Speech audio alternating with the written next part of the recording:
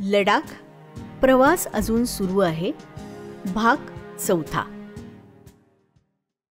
गेले 6-7 दिवस माझा घरी फोन झाला नव्हता.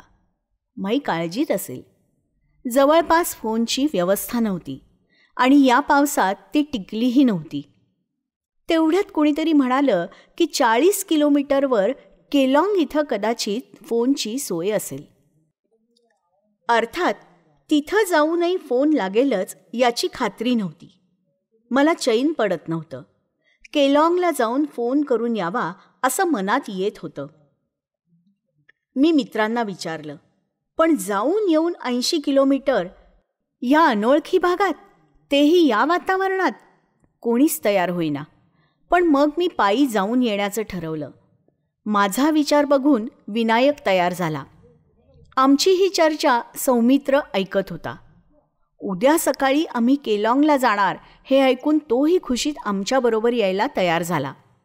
घरी एक फोन करायला मला 80 किलोमीटर चालत जायचं होतं आणि इतकं करूनही फोन लागेलच याची खात्री नव्हती. आम्ही 2 दिवसात जाऊन येऊ असा अंदाज होता. सौमित्रसारख्या पट्टीच्या गिर्यारोहकाबरोबर 2 दिवस गप्पा मारायला मिळणार हा माझ्या दृष्टीनं खूप मोठा आनंद होता. दुसऱ्या दिवशी भल्या पहाटे मी, विनायक आणि सौमित्र असे निघालो. जणू एखाद्या मोहिमेवरच निघालो होतो. आम्हाला बाकीच्यांनी काही अंतरापर्यंत सोबत केली आणि मग ते परत गेले. रस्ते तर पार वाहून गेले होते. वाटेतली नदी ओलांडण्यासाठी दोरखंड लावला होता. थंडगार पाण्यातून चालत आम्ही नदी तर पार केली. पुढे लागणाऱ्या अडथळ्यांची ही जणू नांदीच होती. खड्डे चिखल तुडवत आम्ही जेमतेम 1.5-2 किलोमीटर गेलो असू तर समोरचा रस्ता पार नाहीसाच झाला होता. त्याऐवजी होती खोल दरी आणि माती अजूनही खाली सरकतच होती. सौमित्राने विचार केला आणि डोंगर चढायला सुरुवात केली. एकदम वरती जिथून कमीत कमी अंतर असेल तिथून दरी पार करायची असं ठरलं. त्याप्रमाणे आम्ही डोंगर चढू लागलो. दरीतून पाण्याचा प्रवाह वाहत होता. त्या उगमापासून दरीमध्ये उतरलो आणि दरी पार केली. पुन्हा खाली उतरून रस्त्यावर आलो. ढगफुटीमुळे ही दरी तयार झाली होती. केलॉंगला जाईपर्यंत अशा 7-8 दऱ्या आम्ही पार केल्या. आमच्या गप्पा सुरूच होत्या. बोलता बोलता जिस्पा कधी आलं कळलंच नाही. आताशी फक्त 5 किलोमीटर झालं होतं.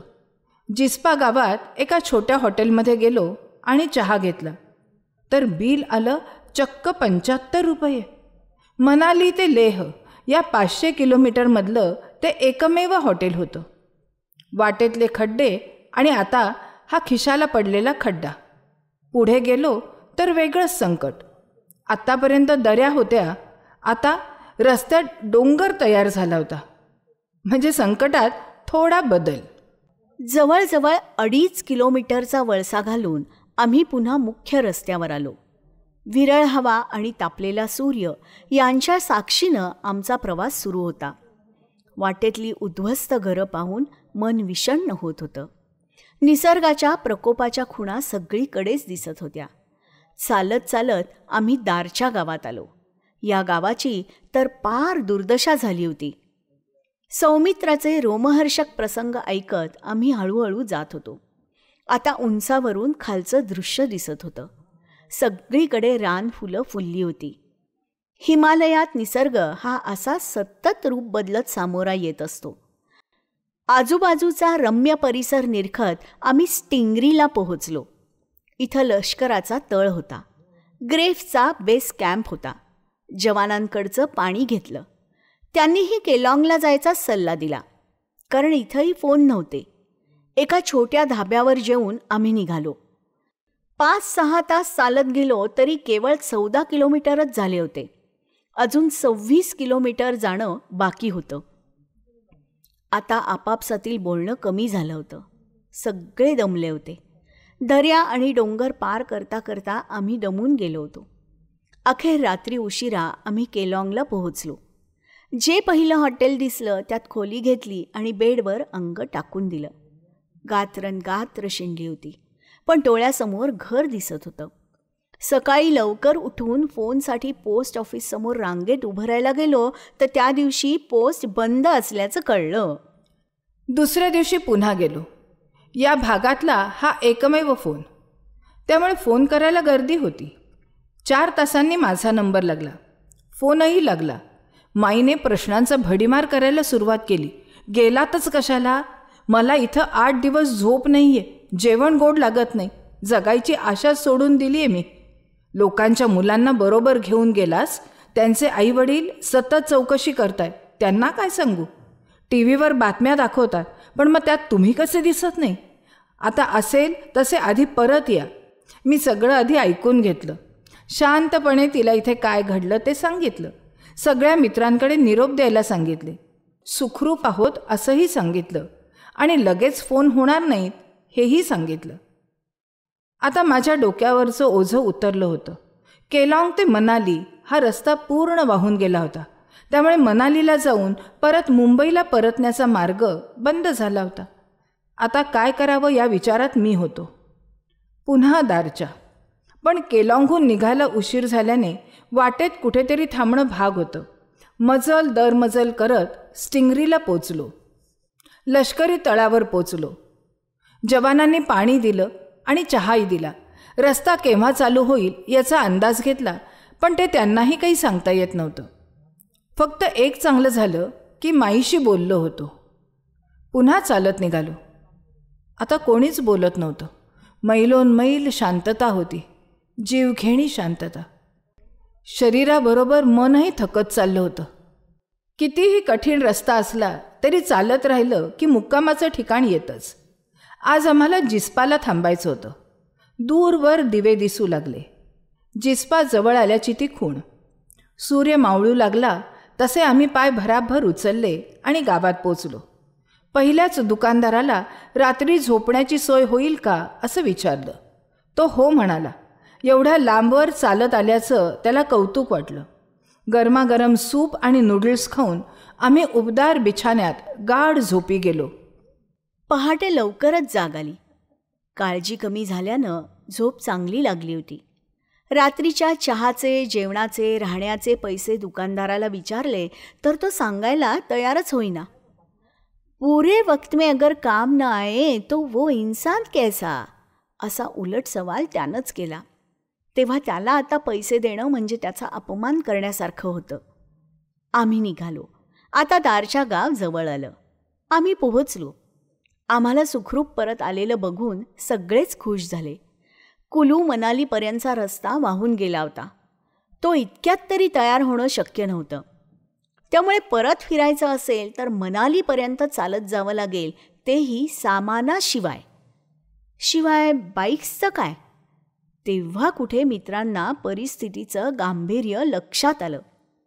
परत कसं जाणार या विचारानं जो तो अस्वस्थ होता.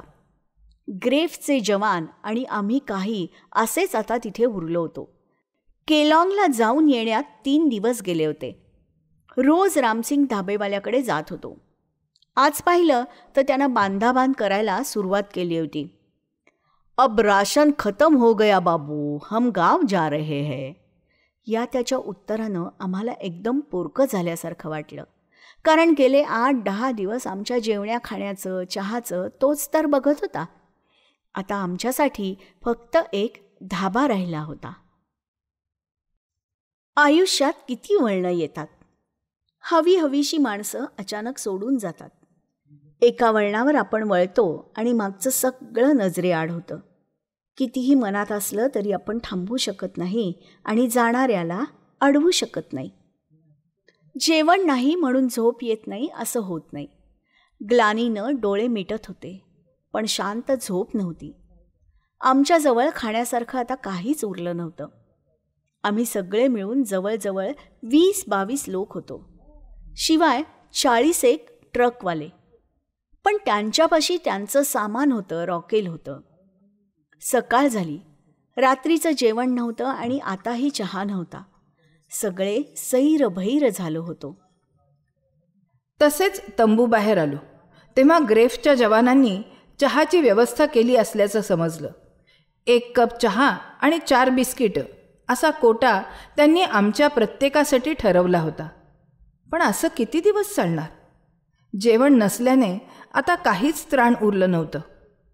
एकच आशा होती.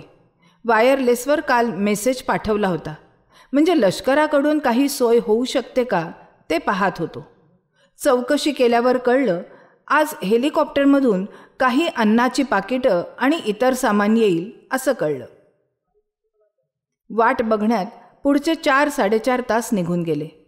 वर बघून बघून मानाही दुखू लागल्या. अखेर हेलिकॉप्टर्स आली. अन्नाची काही पाकिटं टाकली.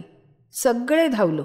कोणाला 1, कोणाला 3-4, तर कोणाला काहीच नाही. पाकिट उघडलं तर आत बटर, जॅम आणि पाव. पण पावाला बुरशी आली होती. आणखीन 8 दिवस अन्नाचा कण जरी नाही मिळाला तरी आपण काही मरणार नाही, पण हा ब्रेड खाल्ला तर डायरियाने हालत खराब होईल, एकाबरोबर सगळ्यांची. आम्ही सौमित्रचा सल्ला ऐकायचं ठरवलं. ब्रेड नदीत टाकले आणि जॅम बटर फस्त केले. पुन्हा पोट रिकामच. फक्त चहा आणि 4 बिस्किटं. उपाशी पोटी ग्लानीने कधी झोप लागली कळलंही नाही. रात्रीनंतर दिवस उजाडला तरी वातावरणातला ताण जाणवत होता. ग्रेफ्सचे जवान आणि मजूर परिस्थितीचा अंदाज घ्यायला, रस्त्याचा अंदाज घ्यायला निघून गेले. ट्रकवाले इथून कसं निघता येईल याचा विचार करू लागले.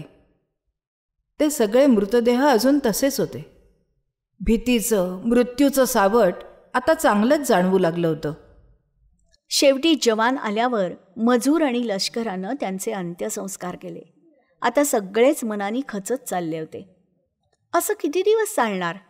याला काहीच अंत नाही का? काय करणार, कुठे जाणार, काय खाणार? प्रश्न प्रश्न आणि प्रश्न. सकाळ झाली तरी कुणाच्याही अंगात उत्साह नव्हता, बळही नव्हतं. सगळीकडे उदास वातावरण होतं. चहा बिस्किटांसाठी दीनवाणेपणे आम्ही तंबूसमोर उभे होतो. आता भुकेचेही काही वाटेनासे झाले होते. अन्नासाठी दाही दिशा आम्हा फिरविसी जगदीशा अशी अवस्था झाली होती. वेळ जाता जात नव्हता. सहनशीलता केव्हाच संपली होती. नशीब निदान प्यायला पाणी तरी होतं. संध्याकाळी ग्रेफ्सचे जवान आणि मजूर आले. त्यांनी निदान गाड्या जाण्यापुरता रस्ता झाल्याचं सांगितलं. आता एकदाचे आम्ही या कचाट्यातून सुटणार होतो.